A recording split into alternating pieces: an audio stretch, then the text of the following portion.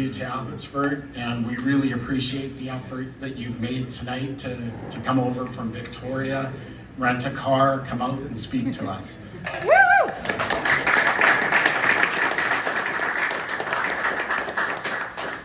John was born and grew up in Prince George, and I think he's lived his entire life in northern BC.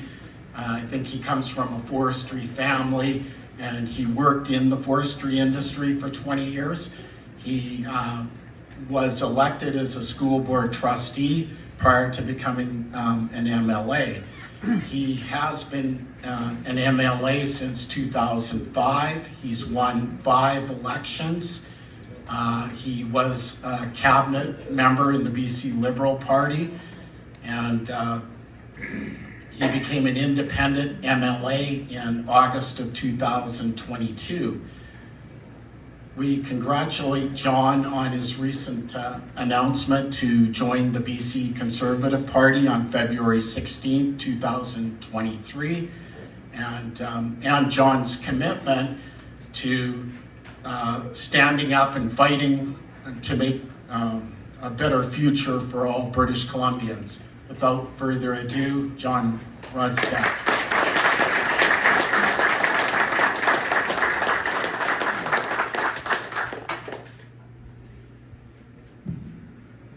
I never have liked podiums. I like to kind of wander around a little bit. Thanks everybody for coming out, and Don, thanks for the introduction. Where did Dave go? Just cut you loose. Okay, I like it. It's one thing, you know, as a politician, you always love it when you just get cut loose and you don't have any restrictions. Well, one of the reasons now why I'm an independent MLA, I guess, or actually not a conservative, but why I became an independent MLA. That's actually, it's giving me enough rope now. I wonder what he wants me to do with it. Anyway, thanks very much everybody for coming out tonight, and I really appreciate you taking some time to be able to be with us tonight. And so, for those, it was described a little bit about what the Chocolate Lakes is. So the Chocolate Lakes is an area about 2.2 times the size of Vancouver Island, as a box right in the middle of the province. And so it's one of the most rural ridings in the province. The largest community is Vancouver, with about 4,500 people.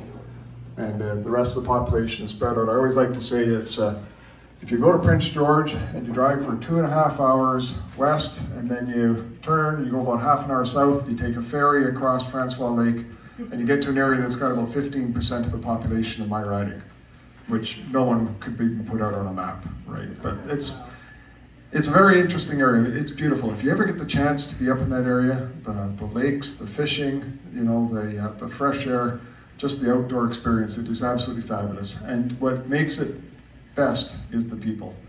Their heart and soul, right? I like to describe it this way. A number of years ago, there was an ice storm in British Columbia, and you know, it took out all the power on Vancouver Island and places. It took out places in the Lower Mainland, and of course, took out places in my riding. And some places where actually the power was out for a week or longer in my riding. And the difference in my riding is when the crews came out to try to clean up and take the trees down and stuff, people would come out with their power saws and equipment and say, "What can we do to help?" And on Vancouver Island, people would come out and say, "When are you going to get it done?" It's a big difference, right? And so that's why I'm really honored to be able to represent that area, just because of the way the people are. So I often thought a little bit about tonight and, you know, what to talk about in terms of this. And I have to say this. I don't know about you guys, but I just feel that things are really not going well. And you know, budget, I just voted today. That's why I was late coming in. The NDP budget, you know, it's going to be $137 billion now worth of debt over the next 3 years, $11 billion plus in terms of deficit, you know, growing government. And the minister actually said in her throne speech that she wants to stop putting criminals in jails and provide more services so that they could rehabilitate them. And I just thought about it, I mean, you think about it. Think about the crime we've got on the street, the challenges that people have just in safety. You think about, you know, all the issues that we have. And there was not one mention in the budget about actually growing our economy to be able to afford these things as well. And so I just, you know, we've gone so far down a road that I really am worried about the future of our province. And so I really thought back in the year 2000, I was running my own company, had an office in Houston, BC, an office in Prince George. And I was so unhappy with where the province is going, I said to my wife, what do you think, should we move to Calgary? You know, I could transfer my business over, I could do consulting just as easily for the resource sector in Alberta as I could for British Columbia. So we had a long conversation about it, and ultimately what it came down to is my whole family was in Prince George, and her parents were in Prince George, and I got a woodlot license, and I was involved in property and a number of other things. And I didn't want to just tear it all up and say, and move. I didn't want to be forced to leave the province, quite frankly, that I love. And so that left me two choices. I either had to live with it, or I had to get involved and try to change it. And I decided, okay, you know, politics was never an ambition of mine, but I said, okay, I'm going to get involved and I'm going to try to change it. And I found myself this past summer with the same choice. Because I wasn't happy about where things are going. There's all kinds of challenges and issues out there. And particularly, and I'll talk a little bit about why I was booted out of the BC Liberal Party, but I was faced with the same choice. You know, I could retire, or I could, you know, leave the province or whatever the case may be, or I could stay involved and try to change it. And I'm just not that kind of person that just likes to live with things, so I want to try to get involved, and I want to try to make a difference, just like I did when I was first went in towards politics.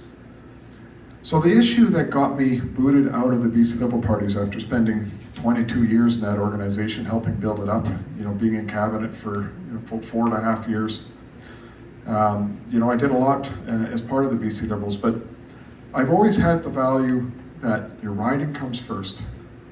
The people in your riding comes first, and you've got to be able to stand up and have a voice for your riding. It can't be about parroting what a political party wants you to say, right? You have to be able to have that independent voice. And so the issue is, there is a paper that the federal government put out in December of 2021 called the Farm Emissions Reduction Strategy. And what that essentially means is they want to reduce nitrogen-based fertilizer by 30%, they want to reduce cattle herds by 30%, which is all in the name of climate change. And I thought about that and I thought, wait a second, 35% of the economic activity in my riding is cow-calf operations, is agriculture. This would be devastating for my riding. I've got to speak out about this. This isn't right. And so I started making a little bit of noise about it. Well, the leader of the BC Liberal Party, Kevin Falcon, gave me a call and he said, you can't do that. You have to parrot our party line in terms of climate change. And I said, sorry, no, I wasn't elected to represent the BC Liberal Party. I was elected by the people of my riding to stand up and fight for what I think is important in my riding. He said, well, you've got two choices. You either have to toe the party line and parrot our, you know, our position, or you can't be part of the caucus. So I said to him, I was elected by the people, I'm going to stand for the people in my riding, I'm going to add my voice to the riding. He said, okay, fine, hung up on me, and half an hour later I was booted out.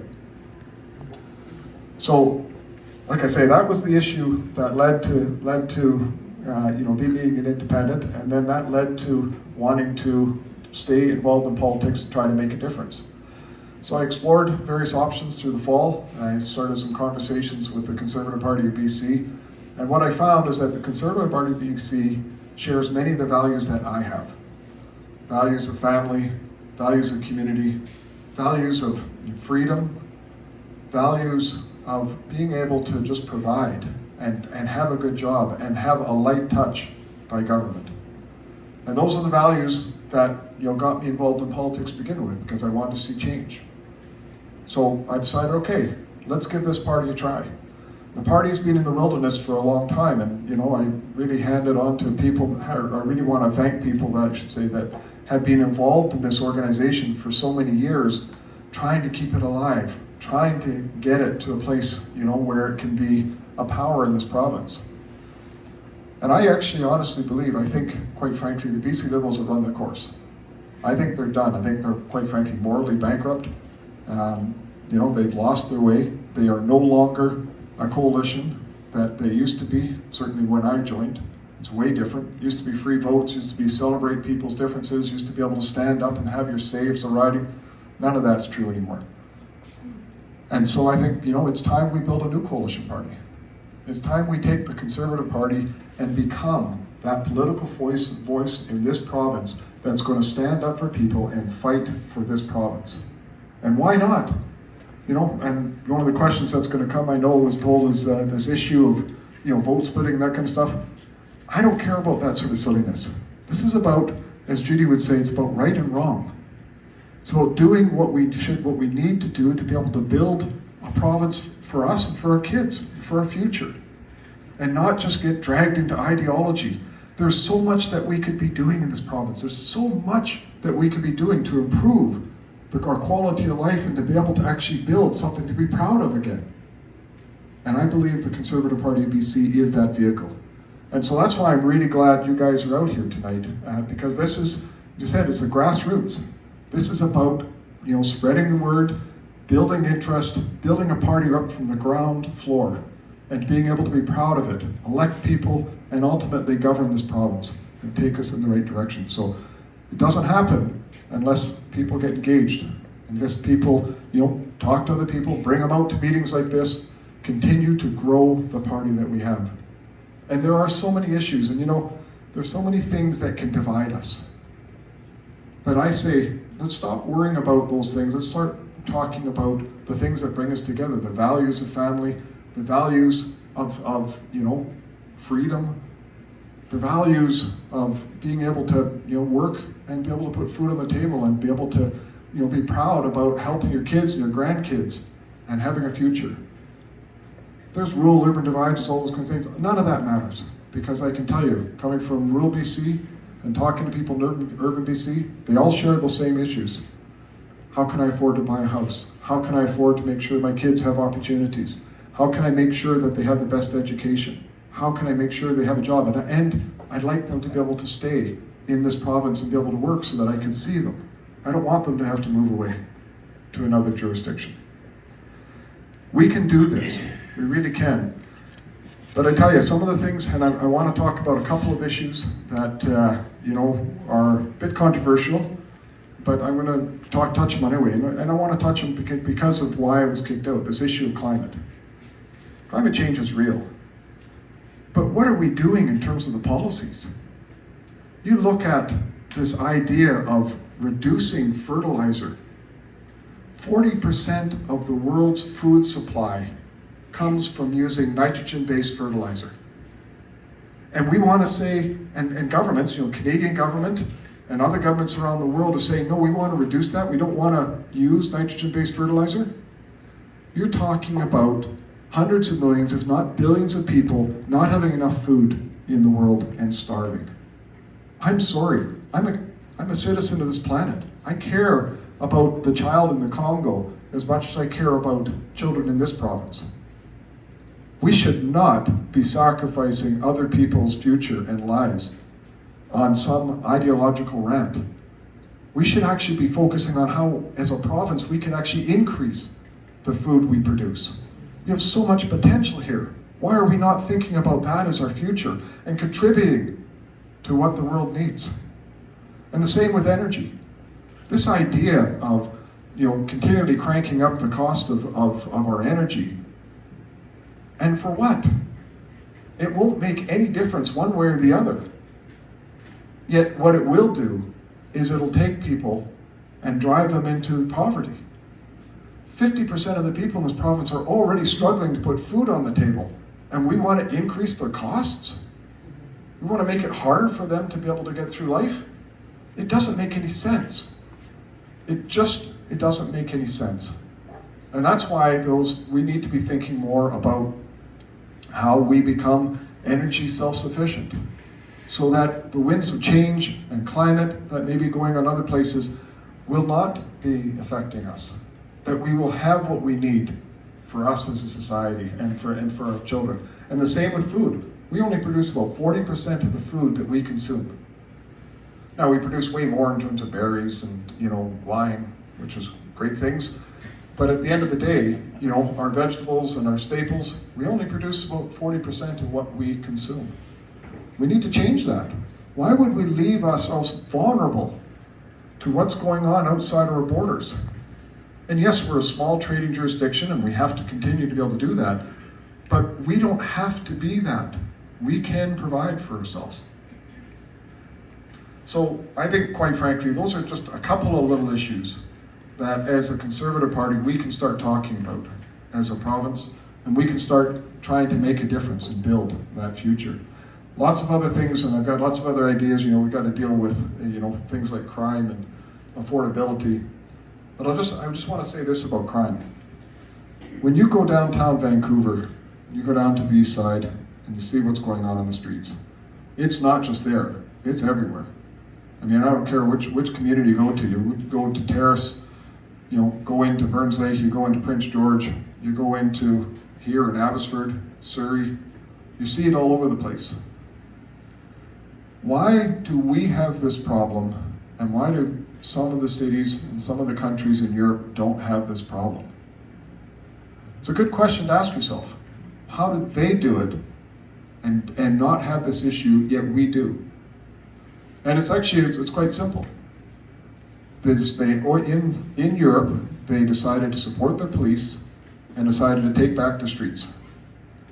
And what they did is said, wherever there is 3 or more people that in an open drug scene, we're gonna go to them and we're gonna say, you can't do this, you can't do this out in the public. There'll be places you can go, or there's, you have to go home or wherever the case may be, but you can't be out doing this, as a group in the streets. And anybody that doesn't abide by that is basically arrested and charged with public mischief and held overnight. And it's not about trying to be mean or cruel to the people. There's lots of issues, things that need to be dealt with. But it's about being able to walk down the street and feel safe. And I'm sorry, there's lots of challenges and issues out there, but we have rights too. And we should be able to feel safe in our communities. We should be able to go to business. There shouldn't be people having to clean up the front of their business every day because somebody has defecated or peed or dropped, needles or whatever the case would be. Sorry. That's not the world I want to live in. That's not the cities that I want to live in. We've got to change it, and we can. Other jurisdictions have been able to do that, so why don't we? We're just a matter of standing up and saying the change is needed and we're going to do it. Our healthcare system, and I've probably already gone on way too long, I'm sorry, but our healthcare system, I have to tell you, when you hear about the opioid crisis and 6 people dying every day in this province because of opioids, and that is just unbelievably tragic. I know people that have passed from it, and people dying alone, people using, people self-medicating. I mean, we need to have a comprehensive system to be able to address this. But you know what doesn't get any attention? 6 people a day die in British Columbia waiting for diagnostic services and surgery. Nobody even talks about it. It is just completely unacceptable. And when you look at our healthcare system compared to jurisdictions in Europe, we are the 2nd most expensive healthcare system per capita. Canada is, that is. British Columbia is very similar to the rest of Canada. The only ones that are more expensive to us are the Americans. Yet when you look at Europe, they are way better in terms of wait times, in terms of doctors per capita, in terms of beds, available hospital beds, diagnostic services like this. You go down the list. Out of the 30 OECD nations, we're at 26, 28, 27, 30 in ranking. And yes, when you get in the system, we have really good healthcare workers in this province, and they do a great job. But the challenge is, the system itself is broken. And if you can believe it, last summer there was a case that the province had with Dr. Day, and a case came down in August. And actually what was argued by the province, and the judge agreed, was that the system was more important than patient suffering. And that is just wrong. And ladies and gentlemen, we've got to just deal with this healthcare system. We need to be thinking about a model that actually works and that puts patients at the center of what we deliver in British Columbia. You know, according to the Healthcare Matters folks, a little group here in Victoria, we've got about 6,800 family doctors in this province, but only around 3,200 of them are actually practicing as a family doctor. Many of the other ones are working as hospital doctors or other things. And so they asked them, why? Why did you choose to do that instead of having a family practice? Because we certainly need family doctors. There's 1 million people without family doctors in this province. And they said because of the disrespect, the challenge in doing it, and quite frankly the low wages, because all the cost structure that's put in place that they have to pay for as an independent private facility.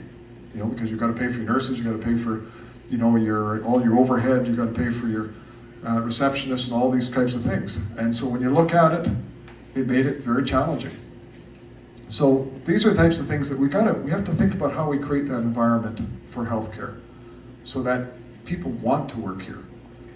And the last piece on this in healthcare that I just want to touch on is we are now the only jurisdiction in Canada, if not the only jurisdiction in the world, that hasn't dropped our mandates, our COVID-19 mandates, and hired back our healthcare workers.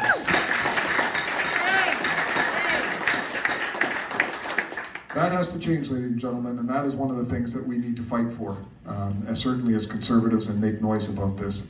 So, guys, I've rattled on a lot. There's probably lots of other things, lots of other questions people have, and I really look forward to the Q&A, because at the end of the day, what I believe as a conservative party is that we need to be about the members. The Social Credit Party, when it built up from the ground up, it respected and honored people that were in the party, that were members. They engaged with them. They gave them value for being part of the organization. Back in 1968, W.A.C. Bennett sent my father-in-law a letter and boasted about the party having 86,000 members. That was at a time when the province was about 2.5 million, 2.4 million people. And people wanted to be a member of the party because there was value in there, and the party valued the members that were a part of it. And that's who we need to be. And that's what building a grassroots membership is all about. Getting people engaged, making sure that you have these opportunities for conversations, getting people to want to see the future and willing to put a little bit of time into the effort to make it happen. So that's what you're doing here tonight, and I want to thank you so much for coming out, listening to me rattling on and others rattling on, but I'm hopeful that you found some value in it, and I hope, quite frankly, that we can keep spreading the word, and we can ultimately build this party so that we can form the next government in this province. Thanks, everybody.